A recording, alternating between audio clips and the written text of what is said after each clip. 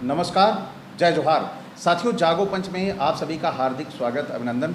साथियों, आज हमारे साथ डॉक्टर देवेंद्र यादव जी हैं और आप सभी डॉक्टर देवेंद्र यादव से परिचित होंगे क्योंकि आपके बहुत सारे वीडियो जागो पंच पे आए हैं। और साथियों, आज हम बड़ा ही महत्वपूर्ण मुद्दा आपके सामने लेके आए हैं। अभी हाल ही में आपने देखा होगा कि संसद में अनुराग ठाकुर ने किस प्रकार से जाति को टारगेट करने का प्रयास किया। यानी राहुल गांधी को वो कहते हैं कि जिसकी जाति नहीं वो जातिगत जनगणना की बात करता है। तो साथियों, जाति क्या अनुराग ठाकुर की है?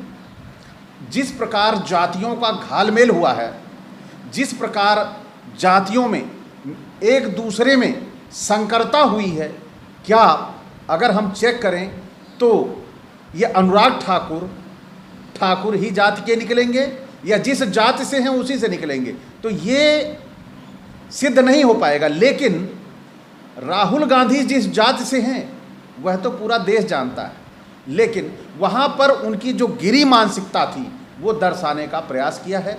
वह जातिगत जनगणना जैसे विशेष मुद्दे को एक किनारे करने के लिए उन्होंने राहुल को टारगेट किया। इसी विषय में आज हमारी ये चर्चा है। तो डॉक्टर साहब, आप ये बताइए, क्या संसद में किसी व्यक्ति को जाति के नाम से ऐसे टारगेट किया जा सकता है? क्या हमारा संविधान ऐसी बातों को मानता है कि हम किसी की भी जाति को लेकर टोंट कस दें या जाति के बारे में उसको चैलेंज कर दें? क्या ऐसा कुछ है? देखिए, सबसे पहले तो जागो पंच के श्रोताओं को डॉक्टर देवेंद्र प्रताप यादव की तरफ से जय भीम, नमो बुद्धाय, जय ओबीसी, जय मंडल, जय अर्जक। सबसे पहले तो जाति एक ऐसा शब्द है जो बहुत ही चुभता हुआ शब्द है। जो मेरे हिसाब से तो इस विश्व में केवल दो ही जात है जी। एक आदमी जी, मनुष्य जिसको कहते हैं, दूसरा औरत, तीसरी कोई जात होनी ही नहीं चाहिए। लेकिन जैसे कि लोगों ने जातियां बनाया, ब्राह्मणों ने जातियों को बनाया, लोगों को अलग अलग जातियों के नाम से उन्होंने पुकारा। उन्होंने ये जो अनुराग ठाकुर ने कहा है जो है जी, ये ठीक वही बात कही है जो मनुस्मृति में लिखी हुई है। ठीक वही बात कही है जो कि रामचरितमानस में भी लिखी हुई है जी। ये कुछ भी कर लें, ये जो लोग हैं इस तरीके के, इनके मन से जाति की बात जाति नहीं है जो है। ये चाहते तो हैं एक हद तक कि ऐसा न हो जी, लेकिन इनके मन से वो जाति के प्रति दुराग्रह जो छोटी जातियों के प्रति है, खास तौर से यादव, चमार जात है जिसको जाटो कहते हैं, पासी है, धोबी है, कोयरी है, कुर्मी है, मौर्य है, कुशवाहा, कह सकते हैं हम कि ओबीसी एससी के प्रति इनकी ऐसी भावनाएं हैं। ऐसी भावनाएं ये है जो जाति नहीं है। और ये आज से नहीं चला आ रहा है, ये जो हमारे पुरखे हुए हैं, जैसे कि छत्रपति साहू जी महाराज को देख लीजिए जी, ज्योतिबा फुले को देख लीजिए, सावित्रीबाई फुले को देख लीजिए, बाबा साहब अम्बेडकर तो उसके सबसे बड़े उदाहरण ही हैं जातिगत छुआछूत के जो है जी। और ये तो पहले था, अब अभी भी जो है जी, ये जो हमारे समाज के, जो दलित ओबीसी समाज के जो लोग ऊंचे ऊंचे पदों पर चले गए हैं, राष्ट्रपति तक के पदों पर चले गए हैं, रामनाथ कोविंद को मंदिर में नहीं घुसने दिया गया, द्रौपदी मुर्मू जो इस समय, माननीय द्रौपदी मुर्मू जो इस समय राष्ट्रपति हैं वर्तमान समय में जी जी, उनको राम मंदिर के उद्घाटन में नहीं बुलाया गया। इसका मतलब क्या? इसका मतलब ये है कि ये अभी भी हमको नीच समझते हैं। अच्छा, ये इसी बात से हमें एक बात और याद आई।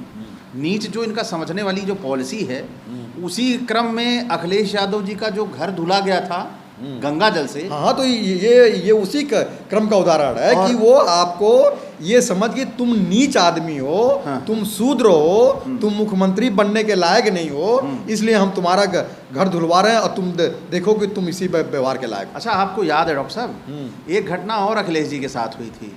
कन्नौज में वो एक मंदिर में जाते हैं चुनाव प्रचार के दौरान मंदिर में चले जाते हैं, वहाँ भी उनको जो तो नहीं वहाँ भी मंदिर को धुला जाता है। जब अखिलेश जी चले जाते हैं तो मंदिर को धुला जाता है, ये आपने सुना होगा। अब बिल्कुल तो गंगा जल से धुला जाता है, स्पेशली बोला जाता है गंगा जल से धुला जाता है। जी। तो मेरा एक छोटा सा प्रश्न था आपसे, गंगा जल जिसे गंगा कहते हैं, गंगा को केवल अपने हृदय से मान लेना कि वह शुद्ध है तब वो शुद्ध होगी, या कानपुर जैसे प्रेस मठ जैसे नालों को गंगा में उतार देना, पूरे मतलब उत्तर भारत के कचड़े को बरसात के समय उसमें बह के जाना, उसमें जानवरों की गंदगियां बहते जाना, इसके बावजूद भी वो अखिलेश के पैरों में लगी हुई मिट्टी से ज़्यादा पवित्र है क्या गंगा? हाँ बिल्कुल है। अच्छा, मन एक कहावत कहेगी ना, मन चंगा तो कठौती में गंगा। तो मन चंगा तो वहां भी कर सकते थे, अखिलेश जी आए उसे तो चंगा वो भी कर सकते थे। नहीं, ये हमारे लिए है ना। हाँ, ये उनके लिए नहीं है जो है। अच्छा, जो ब्राह्मणवाद को मानते हैं, जो पुरोहितवाद को मानते हैं, ये उनके लिए है। अच्छा, ये उनके लिए नहीं है कि जो है मन चंगा का कटौती में गंगा, ये उनके लिए नहीं है। अच्छा, ये हमारे लिए है। ये तो हमारे संत रैदास जी ने कहा था कि मन चंगा तो कटौती में गंगा। और ये जो जाति शब्द का है प्रचलन चला आ रहा है, ये यादवों को तो सबसे पहले इसके बारे में सोचना चाहिए। नहीं, इसी बारे में मैंने अभी हाल में ही एक छोटा सा वीडियो भी बनाया था, और मैं आपको बता दूं कि अखिलेश यादव ने बड़ी हिम्मत दिखाकर पीडीए की बात की थी, पीडीए को बनाया था, और पीडीए के बनने के बाद क्या आपको लगता है कि हमारे यादव भाई जो हैं वह सुधर के जो छवि बनाई हुई है, जैसे सामंतवादियों ने और तथाकथित जिसे हम कहेंगे षड्यंत्रकारियों ने, शातिर बदमाशों ने, या यूँ कहें कि जो भगवान के बड़े करीबी हैं हरिजन लोग, भगवान के करीबी वाले उन हरिजनों को समझिएगा, तो वो लोगों ने जो छवि यादव की बना दी है, क्या उस छवि से यादव उभर पाएगा? ये तो यादव को सोचना है ना भाई, आप भी तो यादव हैं। मैं तो सोच रहा हूँ। हाँ, कि मैं ये सोच रहा हूँ कि जो मनुस्मृति के 10वें अध्याय के 15वें श्लोक में लिखा गया है जी, कि जो यादव की उत्पत्ति है वो जब ब्राह्मण और वैश्या का जो है समागम होता है जी, तब वो ये यादव की उत्पत्ति है। अच्छा, ये मनुस्मृति के 10वें अध्याय 15वें श्लोक में लिखा गया है। ये कुछ ऐसा जो लिखा गया है कि अभीर को ब्राह्मण से वैश्या से उत्पन्न कन्या के पुत्र यानी वर्ण संस्करण बताया गया है। तो और इसी के अध्याय 10 और 92 श्लोक में लिखा गया है कि दूध बांटने वाला तीसरे दिन शुद्ध हो जाता है। अच्छा, तो सारे जो हमारे ये क्षत्रिय भाई टहल रहे हैं, स्वयंभू क्षत्रिय, इसे हम स्वयंभू कहेंगे, सो काल यही बात, स्वयंभू का मतलब भी वही, सो काल क्षत्रिय। तो बात वही होगी। तो ये जो स्वयंभू क्षत्रिय बने हैं, तो क्या ये लोग पढ़ने लिखने की आदत नहीं है, या पढ़ना लिखना नहीं चाहते हैं?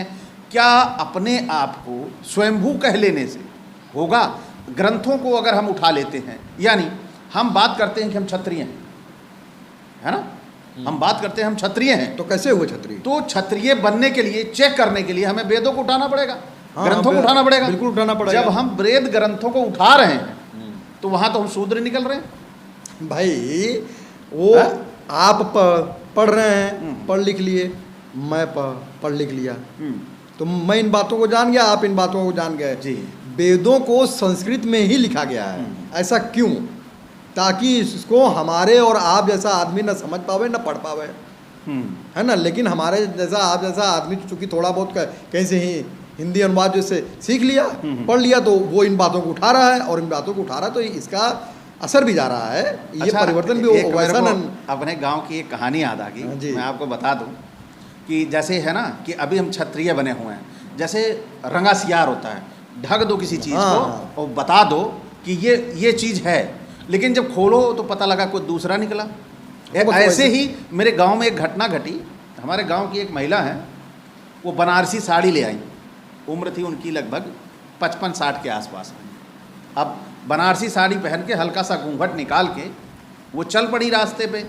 अब नई उम्र का एक लड़का उनके पीछे लग गया, अब बार बार सीटी मारे उनके पीछे चलते चलते। अब वो बेचारी शर्माएं कि मेरी उम्र इतनी हो चुकी है, ये मेरे को सीटी मार रहा है। स्थितियाँ देखिए कैसे हो रही हैं। अंत में जब वो परेशान होकर थक गई तो उन्होंने घूंघट अपना पीछे करके कहा, का बेटवा काहे परेशान करा था। बेचारा वो उल्टा पैर पीछे को भागा। हैं? तो ये कहीं ऐसे ही तो नहीं है कि जो लोग हमारे आज क्षत्रिय क्षत्रिय कह रहे हैं, है ना, और कहीं मनुस्मृति में से या वेदों से पर्दा उठा के थोड़ा एक बार तो देख लेना चाहिए इनको, वो आपको क्या कहा गया है। आज हमारे बहुत सारे साथी हैं, जैसे कहते हैं यादव शूद्र है, तो उनके जैसे लगता है आग सी लग गई। अरे भाई, ये थोड़ी कह रहा है कि आप शूद्र हो, आप शूद्र बनाए गए हो, ये तो चेक कर लो। हाँ, हो कि नहीं उसमें। नहीं, सही बात है। हम ये नहीं कह रहे कि तुम शूद्र हो ही गए। कोई भी आपको कहने लगे आप नीच हो, आप नीच हो, आप नीच हो जाओगे, या कोई कहने लगे आप ऊंचे हो, ऊंचे हो, आप ऊंचे हो जाओगे। अरे आप एक चीज बताइए, जो है हमको लोग कहते हैं हम क्षत्रिय हैं जी, लेकिन ये नहीं बताते कि आप कैसे क्षत्रिय हैं। हाँ भाई, हम आपसे कहें कि आप क्षत्रिय हैं, हाँ, लेकिन ये हमारा कर्तव्य है कि हम आपको बताएं कि आप कैसे क्षत्रिय हैं। जी, क्षत्रिय के अंदर क्या क्या क्वालिटी है जी, ये हम आपको बताएं कि आप क्षत्रिय हैं जो है। लेकिन हम ये बताते नहीं, आपको बस बताते रहते कि आप क्षत्रिय हो। तो यही बताया जाता है। देखिए, 100 बात को, किसी एक बात को 100 बात आप 100 बार दोहराइए जो है जी, तो वो बात आदमी वो एक बार जब मान लेता कि हाँ ये बात जो है सही होगी। अच्छा डॉक्टर साहब, मैंने एक पुस्तक पढ़ी थी जी, जाति निर्णय। जात निर्णय, जाति निर्णय, इसमें जातियों का जो घालमेल दिखाया गया है ना, अगर उसे सामने ला के पब्लिक के बीच में धर दिया जाए तो कोई भी जाति प्योर नहीं निकलती। प्योर का मतलब उसी वंश से नहीं निकलती। नहीं, वो निकले। अब आप अनुराग ठाकुर की बात किए थे। हाँ, आप उन्हीं का उदाहरण ले लीजिए। हाँ, इनके पिता कौन है? धूमल, कोई प्रेम कुमार धूमल। प्रेम कुमार धूमल। धूमल की कौन सी जाति है? हाँ, ये तो होना था, उन्हें पिताजी का अपने नाम लगाना था। उनकी माता जो है कौन है? अनुराग धूमल लिखना था। नहीं, उनकी माता जी का नाम क्या है? नाम तो नहीं पता, लेकिन वो भी उनकी जात क्या है? हमारे तरफ जो है पूर्वांचल में, बिहार में ठाकुर नाई बिरादरी का होता है। हाँ, हाँ, अच्छा, बिल्कुल आप पता कर लीजिए। पूर्वांचल का जो ठाकुर है और बिहार का जो कर्पूरी ठाकुर नाई बिरादरी के थे। हाँ, बिल्कुल बात सही कह रहे हैं। कर्पूरी ठाकुर नाई बिरादरी के थे ना जो है। तो हमारे तरफ तो ठाकुर जो नाई बिरादरी का होता है। असल में क्या है कि इनके मन में बैठ गया है कि, और चलिए ठीक है, राहुल गांधी जो ब्राह्मण है जो है, हाँ, कश्मीरी ब्राह्मण है जी, जवाहरलाल नेहरू खानदान के ना। राहुल गांधी तो महात्मा गांधी के खानदान की है। महात्मा गांधी जो गुजरात के मोड़ बनिया थे जो है। अगर ब्राह्मण ना माना जाए तो बनिया तो थे।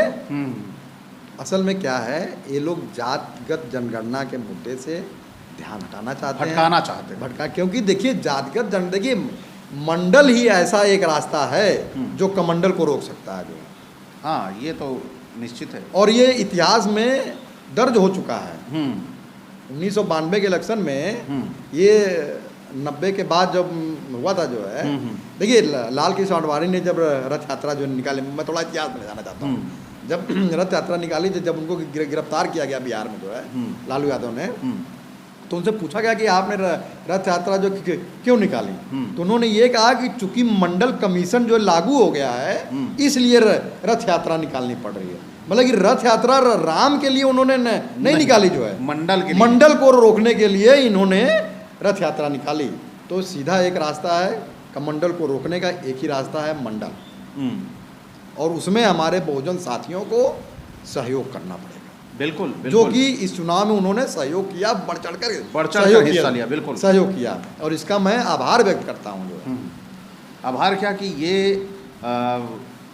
उन्हीं के लिए नहीं है, ये हम सब के लिए, ये हम सबके लिए भाई। जो भावना आती है, हम भारत के लोग, भाई भाई होता है जो है, चाहे छोटा हो चाहे बड़ा हो, भाई भाई उसमें छोटा बड़ा कहाँ से आ गया भाई। देखो, जब फायदा होगा तो दूसरे भाई को भी तो फायदा होगा। जैसे आप मेरे भाई हो जो है, मुझे 10 पैसे का फायदा होगा तो 5 पैसे का फायदा तो आपको भी होगा। तो ये हमें देखना है जो है। बिल्कुल, एकदम सही कहा। और ये भी देखिए, ये तो मैंने पुरानी बात बताई जो हमारे महापुरुषों के साथ हुआ। नया अर्जुन मेघवाल राजस्थान में दलित बिरादरी की लड़की, उसको पानी पीने पे मार दिया गया। और मध्य प्रदेश में जिस समय हम लोग जेल गए थे, पिछले साल अगस्त की बात है जो है, उस समय एक ब्राह्मण ने एक आदिवासी पर पेशाब कर दिया जो है। हाँ, ये भी तो हाँ, ये बिल्कुल जातिगत छुआछूत है। हाँ। जो कि अस्पृश्यता हमारे संविधान के अनुच्छेद 17 में खत्म कर दी गई है और लोग इसको जातिवाद से देखते हैं जो है कि जातिवाद खत्म कर दिया गया है। लेकिन ऐसा आज भी भाजपा के चेहरे पर जो मुखौटा चढ़ा हुआ है वो हिंदुत्व का चढ़ा हुआ है, लेकिन अंदर वही जातिगत अस्पृश्यता, भाई हिंदुत्व है क्या, भेदभाव, हिंदुत्व है क्या जो है भाई। हिंदुत्व जब वो चढ़ाते हैं तो ईश्वर के नाम को लेके चढ़ाते हैं। हाँ ठीक है ना। हाँ। लेकिन जब ईश्वर हट जाता है हाँ। तो शुरू हो जाता है क्या, तू अहिरवा, तू अहिरवा, हाँ, तू चमरवा, हाँ, तू पसीवा, ऐसा शुरू हो जाता है ना। हाँ। तो क्या यही हिंदुत्व असली है? भाई जब बीपी मंडल जो मुख्यमंत्री बने जो है, हाँ, तब क्या कहा गया, ये अहिर मुख्यमंत्री बना है तो उस गंगा नदी में शायद आग लगी थी रिफाइनरी में। हाँ, तो यही कहा गया था ना कि जब सूत्र जो मुख्यमंत्री बनेगा तो गंगा में तो आग लगेगी। बिल्कुल बिल्कुल है ना, ये एकदम सही कहा आपने। ये सारी चीजें होते हुए भी अब क्या है, हमारे समाज को है ना ये जिम्मेदारी अपनी निभानी पड़ेगी, एकजुटता लानी पड़ेगी। और जब तक हम एकजुटता नहीं लाएंगे तब तक इनके मंसूबे ऐसे ही बढ़ते जाएंगे। आज अभी ये संसद में इनकी बोलने की हिम्मत हुई है ना। आज इस तरह ये जाति पे टोंट कस ले रहे हैं, राहुल पे कस लिया, कल को ये हम पे भी शुरू हो जाएंगे। असल में आप समझ नहीं रहे हैं, ये जो ओबीसी जो SC ST का बिरादरी है ये चीज़ों को समझ नहीं पाता। इनका एक अफवाह गैंग है, RSS का एक अफवाह गैंग है। ये अफवाह गैंग क्या करता है, ये तमाम तरीके को चेक करता है कि एक अफवाह उड़ाई तो उस पर आदमी का रिएक्शन क्या है जो है। जैसे कि ये जात वाला अफवाह उड़ाई तो रिएक्शन इनको मिल गया जो है, तब दोबारा हिम्मत नहीं करेंगे जो है। नहीं, एक अफवाह उड़ाई थी, आपको याद होगा कि गणेश जी जो है दूध पी रहे थे। हाँ। तो इन्होंने रिएक्शन उसका देखा ना, पूरा भारत पिलाने लगा। भाई जब इन्होंने दूध पिलाने का रिएक्शन देखा तो तभी तो अटल बिहारी वाजपेयी जब प्रधानमंत्री बने तो उन्होंने क्या कहा कि संविधान की समीक्षा की जरूरत है। अगर उस समय ये रिएक्शन न हुआ होता दूध पिलाने वाला, तब ये वो न कहते जो। हाँ, ये इनके पैमाने हैं, ये पैमाने हैं नापने के कि अभी कितना मूर्ख आदमी इस देश में जैसे पड़ा हुआ है। सही बात है ना भाई, किसी क्वालिटी चेक करने का हाँ, ये पैमाना है। डाला कि अभी लोग कितने मूर्ख हैं। हाँ, ये तो ये भी इनका पैमाना है जात चेक करने का कि अभी आदमी जो। डॉक्टर साहब मैं भी अभी बड़ा हतप्रभ रह गया था। एक वीडियो मैंने अभी बनाया है, शायद परसों का है मेरा। उसमें मैंने श्रीमद् भागवत में लिखा है कि जो मूर्ति पूजा करते हैं वह गधे जानवर के समान है। और सुनिए तो बड़ी मजेदार बात, हमारे समाज में इतने सारे कथावाचक हैं, बिना मूर्ति के कोई कथा नहीं कहता, और क्या भागवत कथा ही कहते हैं। अब उसको क्या कहा, तो ये हमारा देश बड़े ही, हमारा देश जो है वो आडंबर पे चलता है, अफवाहों पे चलता है, संविधान पे नहीं चलता जो है। जी, ये अपने महापुरुषों के बारे में जानते ही नहीं है जो। सबसे सही बात तो ये, जिस दिन जान जाएगा वो, उस दिन ये सब आडंबर सब खत्म हो जाएंगे। और जिस 21वीं सदी में हम लोग बैठ करके बात कर रहे हैं कि इस देश को क्या बनाना है, विश्व गुरु बनाना है, तो ऐसे तो विश्व गुरु नहीं बन सकता।